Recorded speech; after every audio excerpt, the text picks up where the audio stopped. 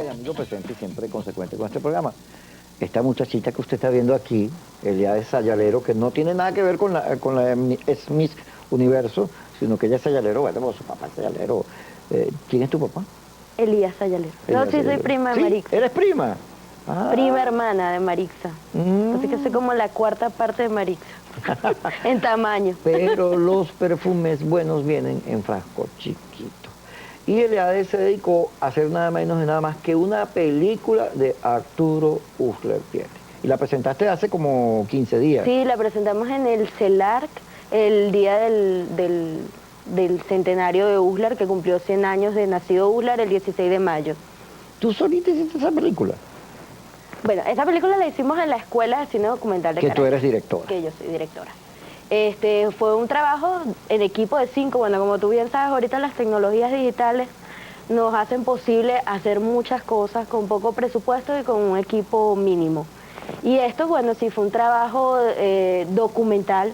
Hicimos una selección, bueno, yo hice una selección de 12 horas de programas de Uslar Pietri.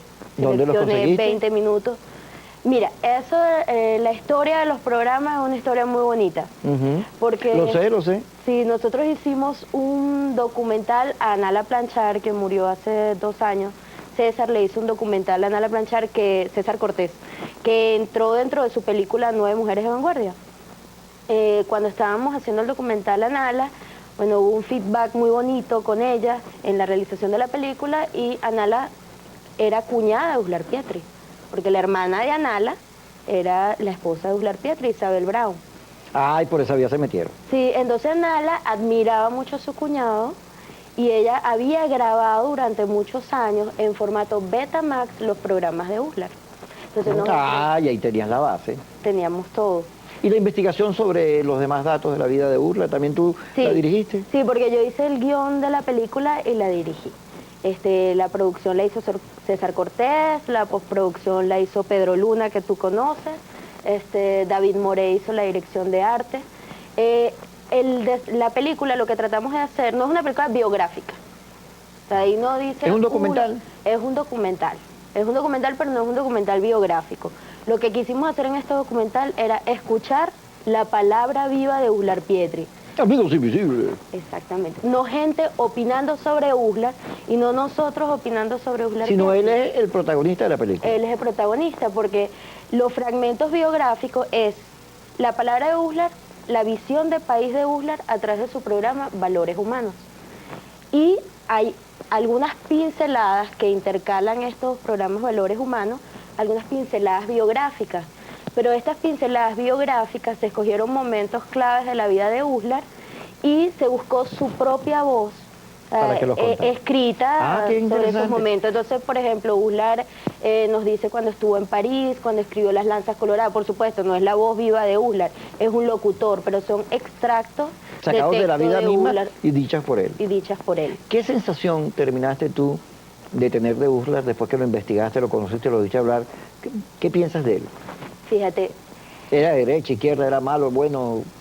Mira, yo creo que lo primero es que Uslar es un gran venezolano. O sea, yo considero, cuando terminé de ver la película, que Uslar es un hombre que quería construir el país.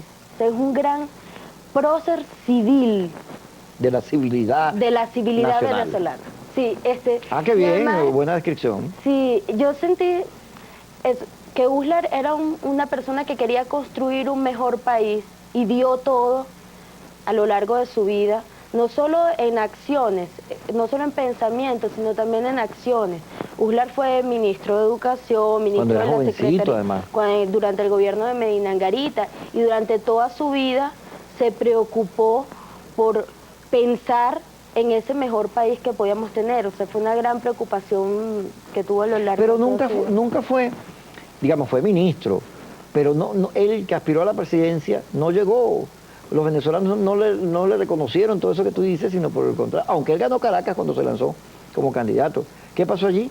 Fíjate, Uslar tuvo un gran éxito en su campaña electoral. Él lo hizo, y de hecho después de la campaña electoral consolidó un partido que tuvo una importante presencia.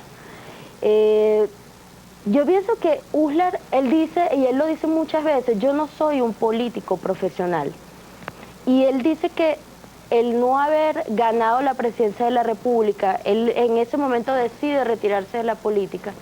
Y él dice que eso le dio espacio para seguir escribiendo, para seguir desarrollándose en otras áreas. Él dice que bueno, que si de pronto hubiese sido presidente de la República, él no hubiese podido dedicar tanto tiempo a la literatura. Pero él tuvo una época, a los finales de sus días, en la cual su palabra tenía mucho que ver con lo que acontecía en el país en los momentos de crisis, y era guía. Eso me vas a contar ahorita. Sí. Vamos a ir al corte y regresamos con Elías Ayalero y su película. ¿Cómo se llama la película?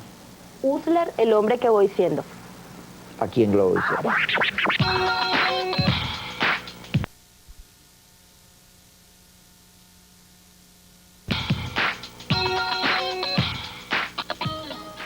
Elías Ayalero, que terminó siendo familia de Marixa Ayalero. Las mujeres chiquitas son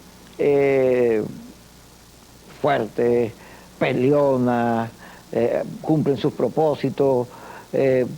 Cualquiera que, si fuera una de esas gente que te describe el zodiaco, diría, bueno, empecinada, terca. ¿Tú eres así? Sí, soy terca. Soy muy terca. Y creo que, bueno, en general... ¿Y peleona? Poquito. Un poquito. Ay, ay, ay. No, es que yo creo que, mira, cuando se trabaja... ¿Cuánto tiempo te duró hacer la película? Mira, ¿a cuánto le hiciste?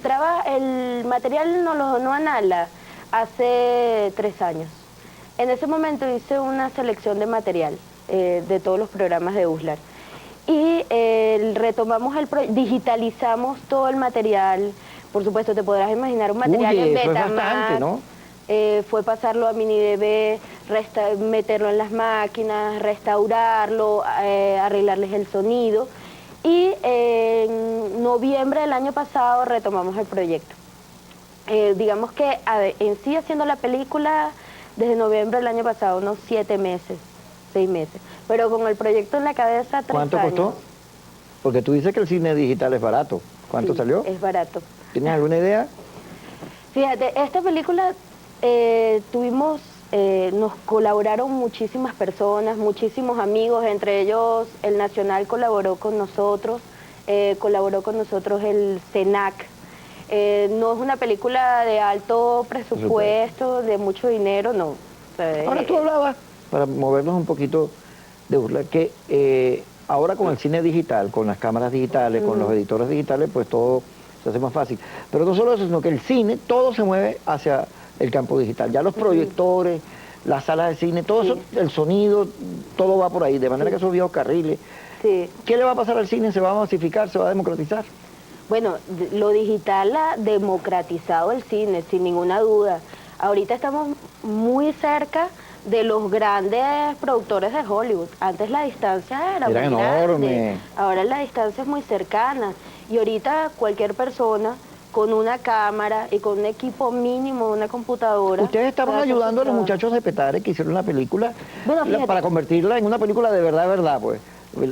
¿Cómo va eso? Es un caso interesantísimo. Esos son unos muchachos que hicieron una película con una cámara, sin un guión. Bueno, ellos ahorita están filmando su segunda película. ¿Con ustedes? No, hay un equipo creo que una alcaldía que les dio presupuesto, más que presupuesto creo que les prestaron los equipos para que filmaran la segunda película. Bueno, pues es una demostración de lo que se puede hacer cuando tienes la decisión de hacerlo. De hacer las cosas. Y es que en este medio hay que ser así, empecinado. Dime algo que te haya fascinado de Uslar, de lo que tiene la película, algo que tú dijiste, eso me impactó. Mira, a mí me impactó de Uslar, yo creo, Uslar habló 30 años en la televisión venezolana. 30 años. Uslar estuvo en el aire un año después que apareció la televisión en el país. Ahí vemos lo contemporáneo que era Uslar. Y creo que de alguna manera todos crecimos viendo a Uslar. Así yo tenía, creo que los últimos programas son del 83, del 84, y yo recuerdo Uslar y mi mamá y mi papá que vamos a escuchar a Uslar Pietri. Y creo que hay varias generaciones de venezolanos que crecimos escuchando a Uslar. Y yo por supuesto no tenía la conciencia que tengo cuando lo vuelvo a ver. A mí me impactó eso, lo actualizado que está el discurso de Uslar en este momento. que tú haces Por eso, el link bueno, porque inmediato. él, de alguna u otra manera, él Sí. percibió que la crisis institucional Ujú. que venía, que él estaba viviendo en el momento Ujú. en que, en sus últimos días, pues iba a ocasionar o iba a desestabilizar Sí. lo que entendíamos como democracia, que venía una crisis más fuerte. Él lo entendió, por eso sus últimos años todos andamos pendientes que decía Urler. Y por eso creo que lo que nosotros queremos proponer con este documental es volver a escuchar a Uslar. Porque también es cierto que yo decía en estos días en un artículo en El Mundo que Uslar no necesita homenajes. Yo lo decía era que Uslar tuvo suficientes homenajes en vida, más que homenajes. Yo creo que debemos volver a escuchar a Uslar porque Uslar, estemos de acuerdo o no con él, propone una reflexión sobre el país. Y es una voz sabia sobre lo que está Además ocurriendo que en el Urla, país. yo hablando con Rafael Lucas Array, le decía, bueno, hay momentos en que Urla aparece de derecha, conservador, pero hay otros que aparece muy liberal. Y entonces, en una u otra posición siempre lo acusaban, o lo etiquetaban, sí. cuando él era un hombre de un pensamiento universal, muy, muy habilidoso en entender las tendencias, la corriente. Era un venezolano de este siglo. Seguro. Y de hecho, bueno, lo reflejó en su programa. Ular habló de todos los temas. Ular habló de la Capilla Sixtina, de Rafael. Era un hombre de la comunicación que, como tú bien dices, era un hombre de mentalidad muy abierta, que habló de todos los temas y que su interés fundamental era el país.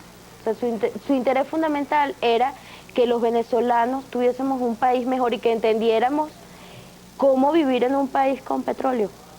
O sea, eso fue Había que sembrar el petróleo. Sembrar el petróleo. Pero no hemos sembrado nada. No, Qué realmente, cosa. eso, me gustaría, ojalá tuviésemos oportunidad de difundir el documental a través de los medios o que los programas Valores Humanos se reediten, se digitalicen y los vuelvan a pasar Desde el por la punto de vista televisión. estético, ¿estás complacido con el trabajo? Sí, sí, fíjate, hubo algo difícil en el trabajo. Era editar a Uslar, seleccionar, no era editar, seleccionar los fragmentos de Uslar, porque cuando tienes un programa de 30 minutos y tienes que seleccionar minuto y medio, corres el riesgo de descontextualizar. sin descontextualizar a Uslar. Y yo con ese trabajo estoy muy satisfecha. Vamos a ver si es verdad, Gladys. Porque ahora vamos a ir al corte, pero cuando regresemos vamos a ver el video, tanto hablar del video, ahí está el video. Un pedacito. Un pedacito, es digamos un recorte del recorte de los programas de burla, pero usted lo va a poder ver. No se mueva de ahí, no mueva el control, quédese en Globovisión.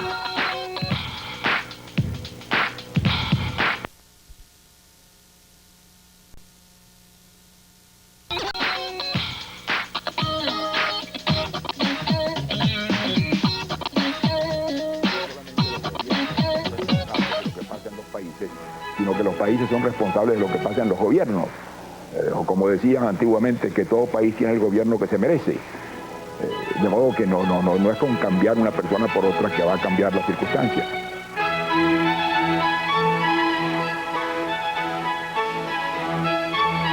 Hoy sabemos que la libertad y la igualdad tienen cierta antinomia natural en ellas, que a mayor libertad, mayor desigualdad, que a mayor igualdad, menos libertad. Y ese es uno de los grandes problemas del planeamiento político en nuestro tiempo.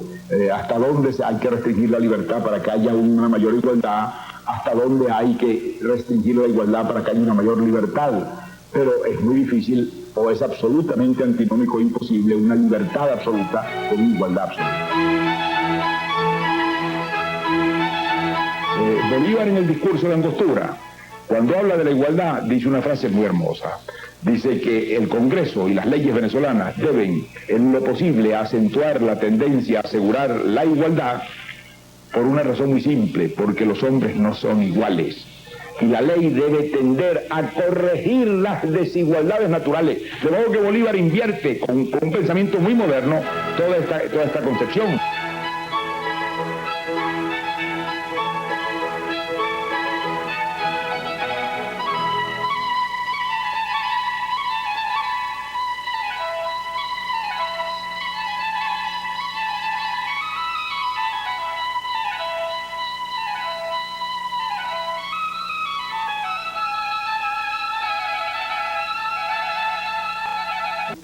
es que los hombres somos por naturaleza hechos para vivir en la igualdad y en la libertad.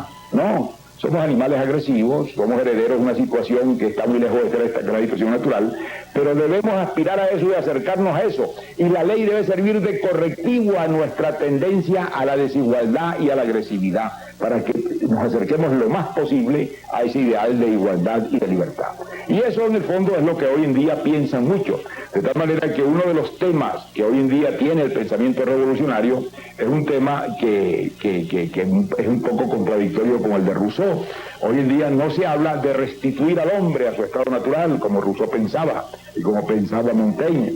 Hoy en día lo que se habla es de crear un nuevo hombre, es decir, por medio de la educación, por medio del ejemplo, por medio de la prédica, llegar a constituir un hombre en el cual los impulsos agresivos, en el cual la tendencia a la violencia y a la fuerza se aminore por convicciones de principios, por convicciones morales e incluso por la intervención de las leyes. De modo que el problema ha evolucionado en todos esos años, pero no hay duda que en el fondo y en el centro de todo esto, de todo el pensamiento revolucionario que agitó y cambió el mundo en estos 5 siglos, está la visión del indio americano, esa visión de lo que se llamó el buen salvaje, esa visión que antropológicamente no era cierta, pero que ha sido una de las visiones que ha influido más poderosamente en la historia de la humanidad y que tuvo la consecuencia de transformar la historia de los hombres sencilla y llanamente porque les hizo creer que había habido una desnaturalización del hombre y que el hombre podía regresar a la naturaleza. Y esto movió de un modo increíble el pensamiento, las fuerzas y el movimiento popular que creó todas las condiciones de la historia contemporánea. En mí, la afición a la literatura fue precoz, voluntaria y casi morbosa. A una edad en que aún leía con dificultad, amaba ya la letra impresa. Ese olor tierno de la tinta y del papel que flota en los depósitos de las librerías.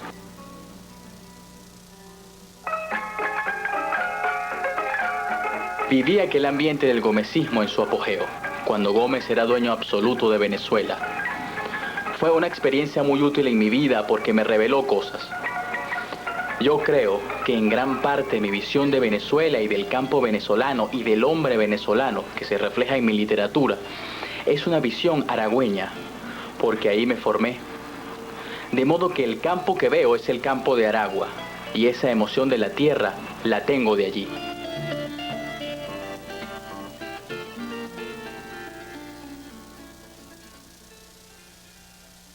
Es muy generalizada la visión de que Venezuela ha sido un país de desorden, de bochinche, como decimos, de guayafita, como decimos, de inestabilidad continua, donde la regla ha sido el desorden, donde la regla ha sido el asalto al poder. No es cierto, más bien es lo contrario, la verdad. Había veces que muchos de los panfletarios en la historia venezolana han criticado a nuestro país por su pasividad. Han pensado que era un país cómplice de las dictaduras, sin quererse percatar más allá de que era en realidad un país que deseaba el orden y que supo mantener ese orden cuando era un orden democrático o cuando no lo era. Podríamos decir que Venezuela hoy en día es uno de los países hispanoamericanos que tiene una realidad y una perspectiva de estabilidad más grande, pero no por un milagro inusitado, no es porque por primera vez estamos en un sistema de estabilidad. Lo hemos tenido predominantemente en una forma o en otra forma en la mayor parte de nuestra historia, en las 4/5 partes de nuestra historia independiente. Hoy en día tenemos un orden democrático, desde luego, infinitamente mejor que un orden caudillesco. En este momento no puede decirse que Venezuela depende de un caudillo. Venezuela depende de unos partidos políticos que representan distintos sentidos de opinión, distintas tendencias, y que han logrado un equilibrio, unas reglas de juego político que han permitido el turno pacífico en el poder y que han permitido que se manifiesten y se expresen todas las tendencias políticas. El pueblo venezolano no tiene una vocación de bochinche y de desorden, que el pueblo venezolano tiene una aspiración profunda en el fondo a la estabilidad y al orden, cualquiera que sea su estilo, órdenes que nos parecen democráticos y corresponder a un ideal de progreso, órdenes que nos parecen dictatoriales inaceptables para un hombre que tiene otros ideales políticos. CAN TV presentó